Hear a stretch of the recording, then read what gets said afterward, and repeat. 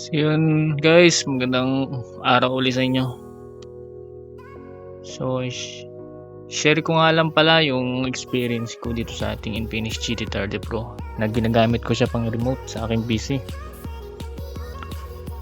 Subukan natin na open to. Kasi medyo malayo siya. Bawasan natin. Yan. Okay, so based sa experience ko, mapapansin nyo smooth na smooth. Yung previous device ko, pansin ko talaga naglalag dito eh. Pero ito yung Infinix GT30 Pro, talagang nasusustain niya. Maganda yung frame rate na naibibigay niya. So maganda talaga. So yung iba nakaka-experience sa mga bugs, sa tingin ko sa maling pag ano lang yun eh. Maling pag system update, baka lubat na or baka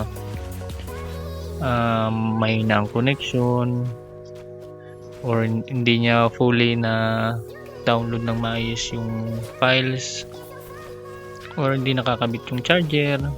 Kasi makikita nyo naman dun eh, may nakalagay dun na kapag above ay below pala, kapag below 50% na yung battery nyo, isaksak nyo yung charger para maganda yung maging update niya. So yun, kung ano man naging issue nyo, sa naway ma-fix na ng Infinix. Kasi ako overall, ito lang yung nagiging problema ko, yung ghost touch. Yung ghost touch na yun lang yung na-encounter ko pag ginagamit yung cooler. Pero kung wala naman yung cooler, okay rin naman siya, walang problema. So yung cooler lang naman yun.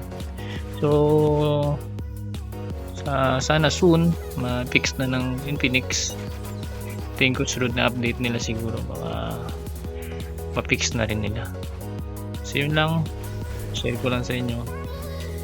Napaka-power talaga nitong device na to.